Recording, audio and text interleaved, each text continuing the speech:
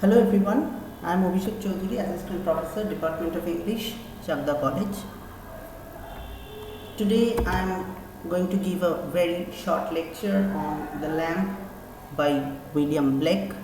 This lecture is aimed at B Honored students of English Literature, specifically for the semester 4, and the paper is CC9, Core Course 9, that is British Romantic Literature.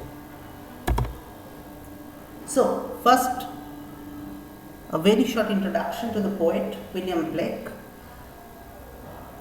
28 November 1757 to 12 August 1827 was an English poet, a painter and printmaker. Largely unrecognized he was during his lifetime, but he is now considered a seminal figure, an important figure in the history of English Romantic poetry and the visual arts of the Romantic period. Now this poem, The Lamp, is taken from his collection of poems called The Songs of Innocence. He has a companion collection of poems called Songs of Experience, and The Songs of Innocence was published in the year 1789.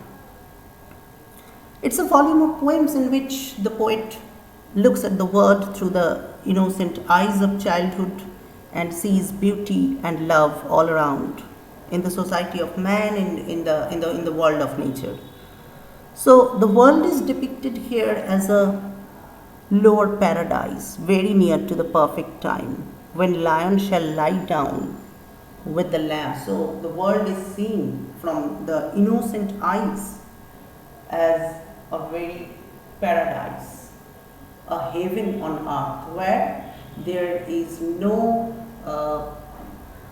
contradiction, no conflict between a lion and a lamb. They reside, they stay with each other, they stay together.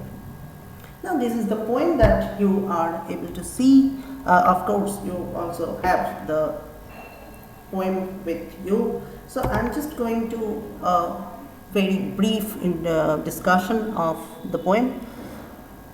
This is a curious poem that in the poem the poet uses the lamp as a symbol for innocence, for Christianity, for God, for Christ and the nature of God's creation, because in the poem at one place the poet says that he calls himself by your name. He, that is God, calls himself by your name, that is by the name of the lamp.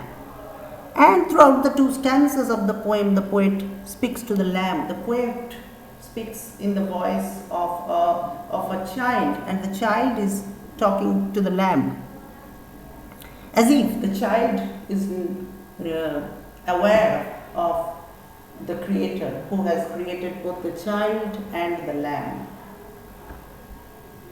And he goes into a vague detail about Christ, about God, His nature, His creation, and while using repetitions to emphasize this feature, some terms, do you know who has made such kinds of terms? These have been repeated in the poem. There are several themes that Blake tries to explore through the poem. The theme of religion, Christianity, theme of innocence that is there in the child and in the lamb, and this innocence actually points to the pre-industrial agrarian England, where life was much more simple, much more innocent, not tempered by modern industrial civilization. The poem explores morality. The speaker appreciates God and what he represents. The God represents this simplicity, this innocence. The Lamb, or the Christ, who is the Son of God, should be a source of celebration for all who see or hear him, for the child, for the Lamb, and for everyone.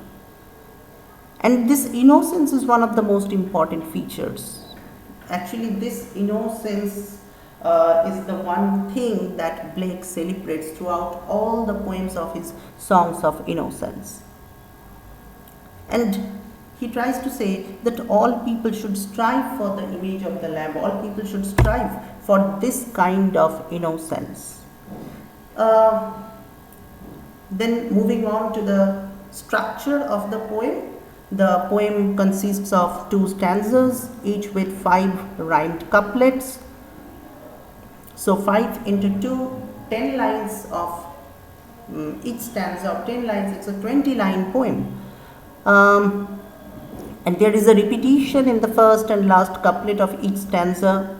Therefore, these lines have been turned into a refrain that keeps on repeating throughout the poem and gives the poem a song-like quality. The way in which we have repetitive lines, repetitive phrases in a song, the poem also has that repetitive quality. So therefore, it qualifies like a song, and it's a lyric, a poem, a very short poem that can be sung with the accompaniment of a musical instrument.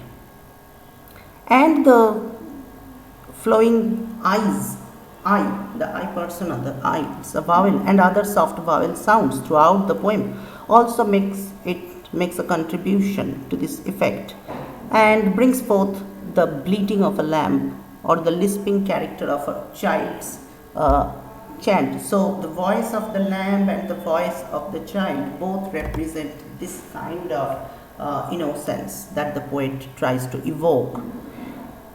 If we talk about the literary devices, there are several literary devices that include but are not limited to alliteration, enjambment, repetition throughout the poem that you will be able to decipher from the poem.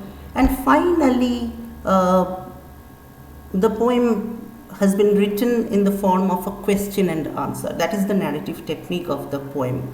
In the first stanza, the poem is descriptive, rural.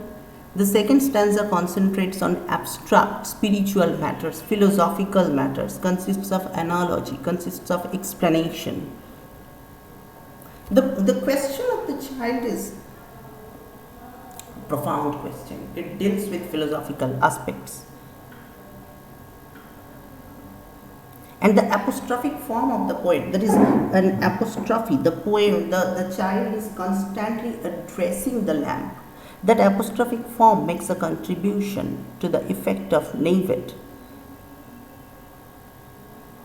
Because the situation of the child in discourse, in conversation with an element, that is the question-answer pattern in the poem, is a convincing one and not just a literary contrivance.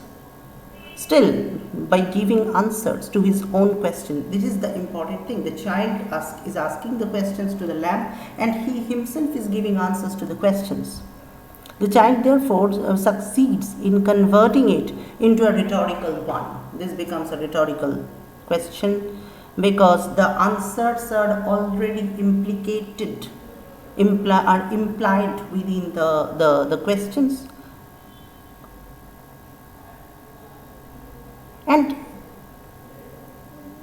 in a way is countering the initial spontaneous sense of the poem.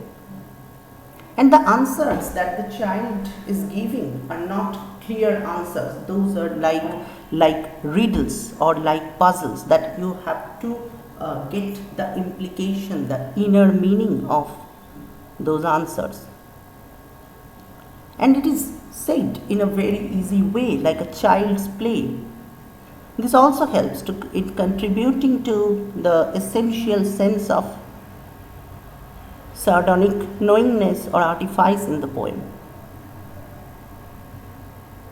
And finally, to conclude, the question and the answers that the child gives discloses his self-reliance in the simple Christian faith, his reliance in God and God's Son of God, that is Christ, his innocent acceptance of his teachings, and his belief in the Christian Trinity, the concept of the Father, Son, and Holy Ghost. And in this poem, God, Lamb, and this child who is asking and himself giving the answers to the questions, they three altogether they create a kind of trinity. That's what we get from the poem. So that's all. I hope I have been able to analyze the poem. Thank you.